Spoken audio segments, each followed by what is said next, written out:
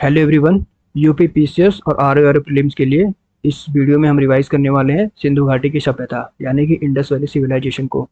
तो Indus valley civilisation पे questions कैसे पूछे जाते हैं, पहली चीज़ तो इस माइंड मैप पे पिछले 30 साल के जिस भी क्वेश्चंस आए हैं अभी तक किसी भी पीएससी एग्जाम में और यूपी पीएससी एग्जाम में और यूपीएससी एग्जाम में भी उन सारे के सारे क्वेश्चंस को एज अ कॉन्सेप्ट के फॉर्म में इसमें इंक्लूड किया गया है। तो फिर इस लेक्चर को देखने के बाद किसी भी और इंडस वैली पर कोई और वीडियो देखने की जरूरत नहीं पड़ेगी, ठीक है, क्योंकि सारे के सारे कॉन्सेप्ट जो भी जितने भी कीवर्ड्स की पॉइंट्स हैं इंडस वैली से रिलेटेड सबके सब कवर हो जाएंगे।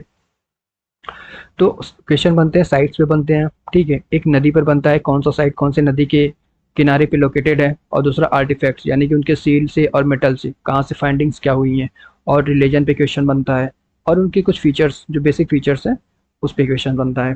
तो एक एक करके देखते हैं इनको, ठीक है।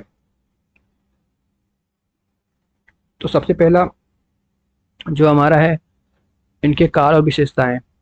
जो एक प्रोटो हिस्टोरिक सिविलाइजेशन है, प्रोटो हिस्टोरिक का मतलब है इनका जो स्क्रिप्ट है वो तो हमें मिला है लेकिन उसको अभी तक डिसिफर नहीं किया जा सकता है, मतलब उसको पढ़ा नहीं जा सका है, ठीक है। तो इसके बारे में जानकारी हमें कैसे मिलती है सिविलाइजेशन के बारे में, आर्कियोलॉजिकल एविडेंसेस के बेसिस पे जो भी खुदाई से जो भी चीज़ें मिलती हैं उनके बेसिस पे उसको इंटरप्रेट किया जाता है, और फिर इसके बेसिस पे मतलब अंदाज़ा लगाया जाता है कि सिविलाइजेशन कितना डेवलप रहा होगा, अर्बन रहा होगा या फिर रूरल सिविलाइजेशन था, ठीक है। और एक नॉन आर्यन सिविलाइजेशन है। नॉन आर्यन क्यों है? क्योंकि आर्यन का बेसिकली रिलेट किया जाता था कि ये एक रूरल सिविलाइजेशन थी, मतलब कि ज़्यादातर जो थे वो खेती खेती करते थे, पशुपालन करते थे। लेकिन इंडस वैली में खेती और पशुपालन का कोई बहुत सॉलिड एविडेंस, खेती का तो मिला है लेकिन पशुपालन का ऐसा कुछ नहीं मिला है। Advance town planning not advance, इनकी जो टाउन प्लानिंग अच्छी थी, ठीक है। अर्बन थे, अर्बन सिविलाइजेशन थे, लेकिन कैसे पता चलता है? इनके टाउन प्लानिंग से पता चलता है।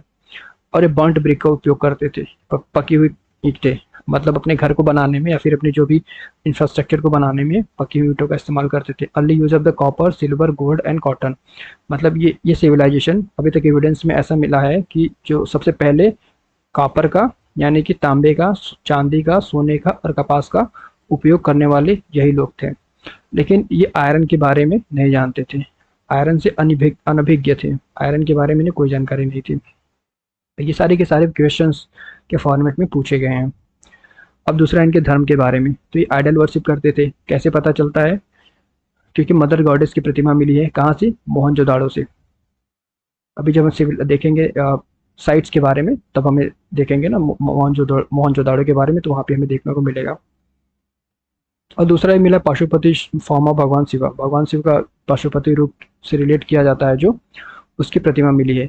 तो इसकी बेसिस पे ये बोला जाता है कि ये मूर्ति पूजक तो थे, लेकिन कोई ऐसा बहुत बड़ा टेम्पल वगैरह देखने को नहीं मिला है पूरी अभी तक जितनी भी इंडस वैली सिविलाइजेशन की खुदाई हुई है, उसमें कोई भी ऐसा आर्कियोलॉजिकल एविडेंस नहीं है जिसकी बेसिस पे ये कंक्लूजन निकाला जा सके कि बहुत ही ज़्यादा रिलीजियस थे, ठीक है। तो बहुत बड़े टेम्पल न मिलने की वजह से इनको माना जाता है कि ये मतलब मोर और लेस एक सेक्युलर सिविलाइजेशन था, ठीक है। अब नेक्स्ट जो पॉइंट है इनके कलाकृतियाँ और उत्पादन के बारे में, आर्टिफैक्ट्स एंड कलाकृतियाँ।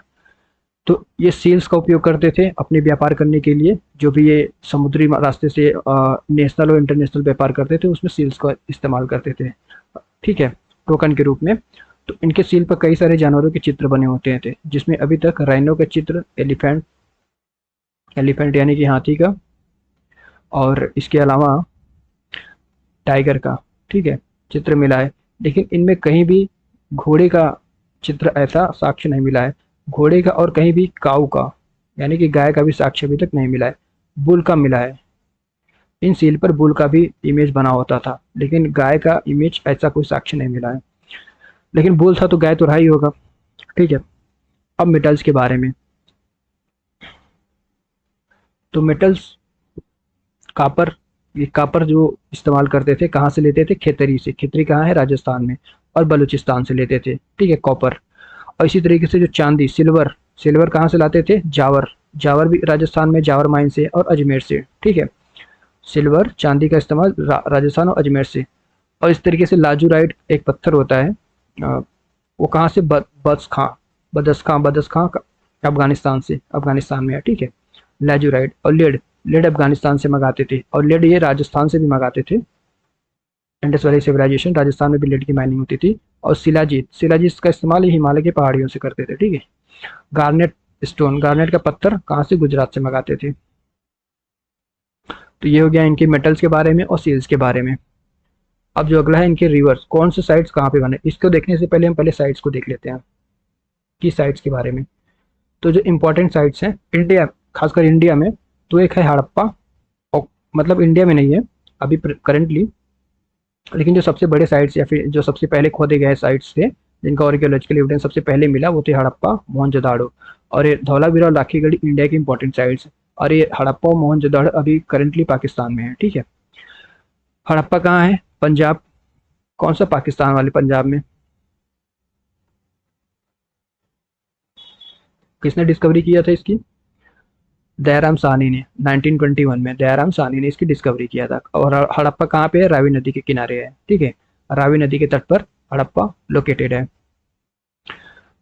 और मोहनजोदाड़ो, मोहनजोदाड़ो कहाँ है, ये पाकिस्तान के ही सिंध में है, ठीक है। ये पंजाब प्रोविंस में है, ये सिंध प्रोविंस में है। तो इसकी डिस्कवरी किसने की थी, राखलदास बनर्जी ने। बनर्जी साहब ने मोहनजोदाड़ो की थी और साहनी साहब ने हड़प्पा की थी, ठीक है। और जस्ट उसके एक साल के बाद, मतलब सब 1921 में हड़प्पा, 1922 में मोहनजोदाड़ो। इसका मतलब हड़प्पा सबसे पहले खोदी गई साइट थी, इसी के इस सबसे पहले थी, इसीलिए इसके सिविलाइजेशन को हड़प्पा सभ्यता भी कहते हैं। इंडस के, ये सिंधु नदी के तट पर स्थित है। और किसके लिए जाना जाता है, ग्रेट बाथ। यहाँ पे एक बहुत बड़ा स्नानागार मिला है, ठीक है। और एक नृत्य करने वाली लड़की की मूर्ति मिली है। और मोहनजोदाड़ो से ही हमने देखा था ना, क्या कहते हैं, पाशुपति शिव का मूर्ति मिली है, ठीक है। और भी बहुत सारे जैसे ग्रेनरी मिली है। एक ग्रेनरी का मतलब अन्नानागार, जैसे स्नानागार होता है वैसे अन्नानागार, जहाँ पे अन्न रखे जाते हैं, जो भी हमारे प्रोड्यूसर्स होते हैं, एग्रीकल्चर प्रोड्यूसर्स, उनको रखा जाता है। अब अगला जो इंपॉर्टेंट साइट है वो धौलावीरा, धौलावीरा इंडिया के गुजरात में है। गुजरात में इसका एक्सकेवेशन किसने किया था, आर एस बिस्ट ने। इसकी खुदाई आर एस बिस्ट ने की थी 1990 के अराउंड। और ये किस लिए जाना जाता है, अपने वाटर मैनेजमेंट के लिए जाना जाता है, वाटर मैनेजमेंट सिस्टम के लिए जाना जाता है। और डॉकयार्ड, डॉकयार्ड यानी कि पोर्ट, पोर्ट था यहाँ पे, ठीक है। ये एक तरीके से जो भी इंटरनेशनल ट्रेड हुआ करता था, पोर्ट। और राखीगढ़ी, राखीगढ़ी साइट कहाँ पे, हरियाणा में। ये लार्जेस्ट साइट इन इंडिया। जैसे हड़प्पा लार्जेस्ट, मोहनजोदाड़ो जो है लार्जेस्ट साइट कहाँ का है, पाकिस्तान। मतलब ओवरऑल अगर इंडस वैली के लार्जेस्ट साइट की बात की जाए तो मोहनजोदाड़ो आ जाएगी, ठीक है। अब जब इंडिया में लार्जेस्ट साइट की बात की जाएगी तो राखीगढ़ी आएगी, ठीक है। इसकी डिस्कवरी किसने की थी, सूरजभान जी ने खोजा था। सूरज मतलब इसकी खुदाई के जो चीफ थे वो सूरजभान। कब, 1969 में। ये इंपॉर्टेंट साइट्स है। इसके अलावा और भी बहुत सी साइट्स हैं, जैसे कालीबंगन है। कालीबंगन कहाँ है, राजस्थान में है। यहाँ पे किसके साक्ष्य मिले हैं, जुताई वाले खेत के साक्ष्य मिले हैं, जुते हुए खेतों के साक्ष्य मिले हैं, ठीक है। कालीबंगन में ही एक ऐसे घर मिले हैं जो 3 ब्लॉक्स में थे, ठीक। अभी तक जितने मिले हैं 2 ब्लॉक्स में, एक लोअर एक अपर। लेकिन कालीबंगन में लोअर, अप, मिडिल बीच में, और अपर, इस तरीके से ब्लॉक्स के घर मिले हैं, यानी कि 3 ब्लॉक्स थे। और लोथल, लोथल कहाँ पे है, गुजरात में।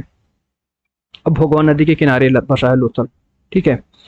अब गुजरात में हाथीदांत, हाथीदांत के यहाँ से साक्ष्य मिले हैं लोथल से, ठीक। और ये बंदरगाह था लोथल, जैसे कि धौलावीरा भी एक तरीके का डॉकयार्ड था, इसी तरीके से लोथल भी था। अब बनावली, बनावली कहाँ पे था, हरियाणा में। यहाँ पे मिट्टी के हल के एक तरीके का खिलौना मिला है, मिट्टी के हल का खिलौना। कहाँ से, बनावली से। बनावली है कहाँ पे, हरियाणा में। ये जितने भी माइंड में जितने भी वर्ड्स हैं, सबके सब आए हुए क्वेश्चन हैं, एक एक वर्ड। इसमें कोई भी आपको एक्स्ट्रा वर्ड या फिर फालतू की चीजें देखने को नहीं मिलेंगी, तो बड़े ध्यान से देखना। तो चन्नूदड़ो कहाँ पे है, सिंध में है। यहाँ पे मोती, मोती का साक्ष्य मिला है और शंख बनाने का साक्ष्य मिला है, ठीक है। और रंगपुर एंड पदरी, रंगपुर और पदरी कहाँ पे है, गुजरात में है, ठीक है। अब जैसे साइट्स के बारे में पता होना चाहिए ना, इसको मैच द फॉलोइंग के अंतर्गत कभी कभी पूछ लिया जाता है। हुलास कहाँ पे है, यूपी में है। इसी तरीके से धदेरी कहाँ पे है, पंजाब में है, मांडा में। पंजाब में है धदेरी, पंजाब में। और मांडा, मांडा एक साइड है कहाँ पे है, जम्मू और कश्मीर में है, चिनाब नदी के किनारे है, ठीक है। मांडा जम्मू कश्मीर में चिनाब नदी के किनारे है। आलमगीरपुर, ये भी उत्तर प्रदेश में है,